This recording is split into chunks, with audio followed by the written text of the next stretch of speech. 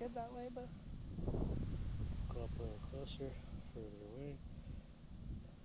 Oh, review that footage later.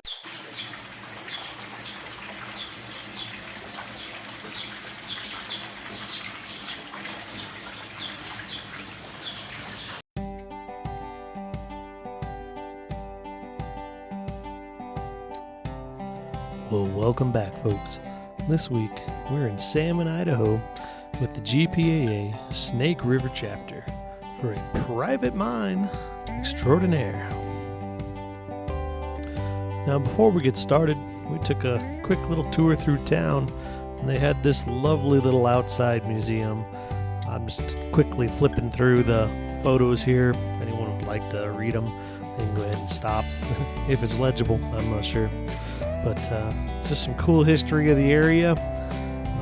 Lots of different historical value in the spot. But this is an annual trip that the GPAA Snake River Chapter does. And we were lucky enough this year to go along, get some footage, and check out some new areas. Video might be a little scattered on this one, but hope you enjoy either way.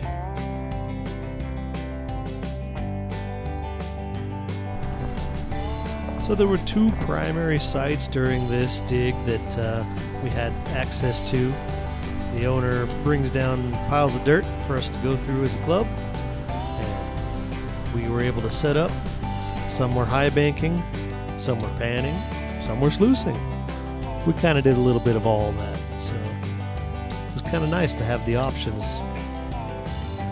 We were also fortunate enough to have some of the members lend us their pump so that we could run our setup, even though it's not a high banker. It's normally ran as a recirculating sluice, but we were able to run it as a straight sluice this round. We'll have a little more footage of that later, but here's a few shots of us running in the river before we got going as a club.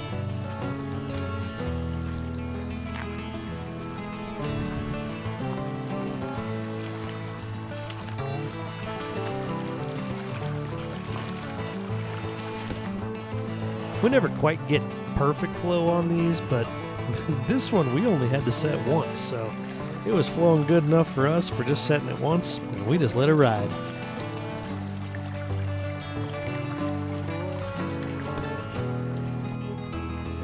Now back at the dig site, see a few of the other setups here.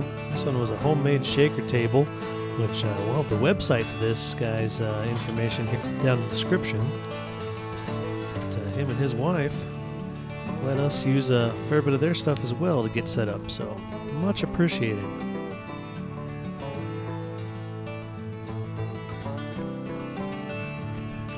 And we didn't have a lot of shade in this area, so we brought our own. And here was his wife's setup running the gold cube, and she ran that just off of an electric pump right there.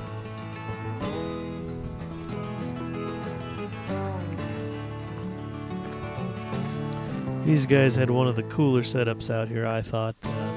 It's kind of a custom-built trommel, built out of a giant PVC tubing and some pulley system. It was a very cool setup. These guys were also the ones who assisted us in allowing us to use their pump, so that made our trip a whole lot easier, and then you can see it here. Running off that pump allowed for clear water all the time versus the dirty recirculating water.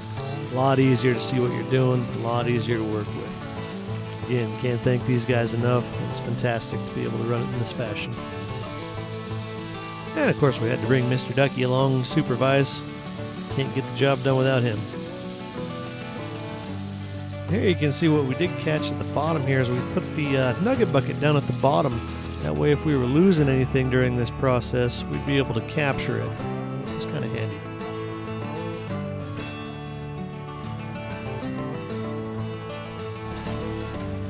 Probably can't see it too well in the video, but a few gold flakes in the indicator mat and an idea what the dream mat looks like after, I think this was 3 buckets or so. Now getting back at camp, we didn't catch it on video, but as we were classifying down just to run things easier through the cleanup buddy, we saw this little flake here pop out right in our bigger materials. It was really cool to see, popped it right up on top. And here you can see those classified materials, just plus and minus kitchen strainer. Now, since we were at camp, we didn't have any shore power or anything of that nature, so we ran the cleanup buddy through an inverter.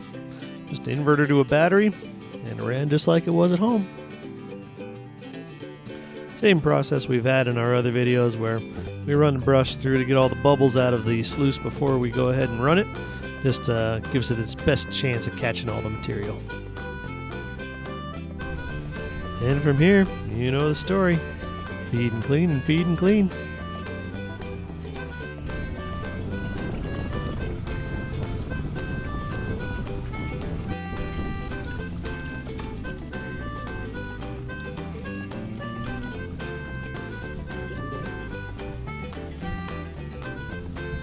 Try and speed through one of the pan processes here, but we did want to show, because this was only 3 to 4 spoonfuls per run of those concentrates. And we got a decent amount of flakes in each one of those spoon sets, so kind of good thing to see.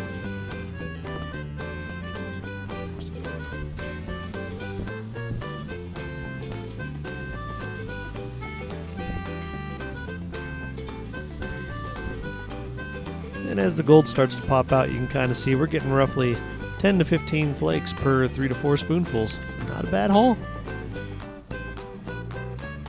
Get the rest of this cleaned up, and we'll go out a few more times before we have to head home.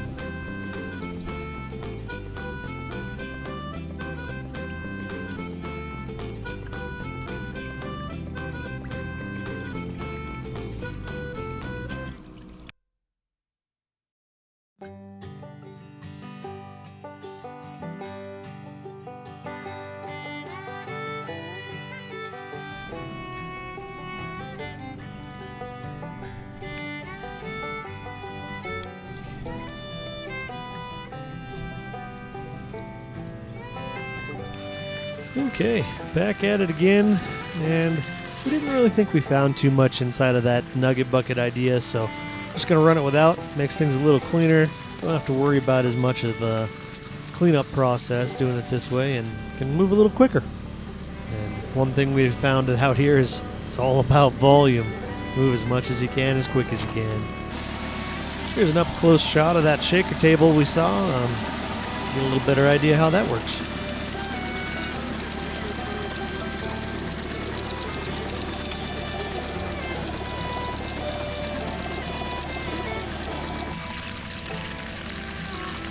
And a quick feed with our materials. Of course, Mr. Ducky, keeping the ball rolling. Down below you can see the attachment we figured out how to design on the fly with just materials that these guys had on hand. It was a compression fit with that 200 psi tubing right off onto the hose that goes down to the pump. So sure made life a lot easier.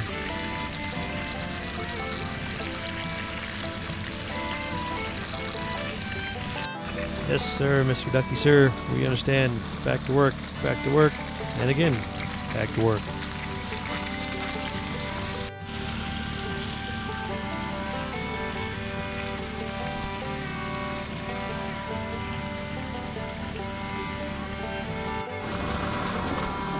And a nice grand finale shot of these guys running their trommel.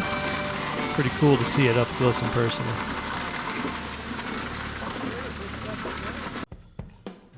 Alright, getting back home, now for the exciting part. Let's dump this gold out of this snuffer and see what we got.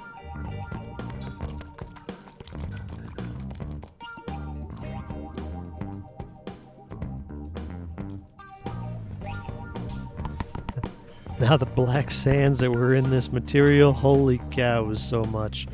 But with a lot of black sands, also brought us a lot of decent gold. So not a bad run, well worth the cleanup. There you can start to see a nice little smile developing. I'll slowly work on getting these black sands out. Maybe someday I'll show a longer video on how I separate that a little easier, but for now, we'll just skip past that and give you guys the nice shot of the gold at the end.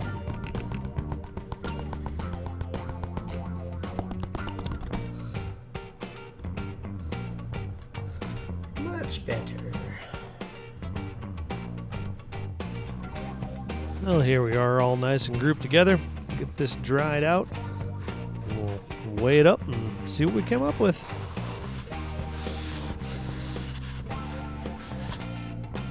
Now lately I've found just running a post-it note stuck to the bottom of the pan and then tapping the flakes down seems to be what works best for me. I'm sure that'll be modified in the future, but that's the method I'm using right now to get the dry gold into the scale.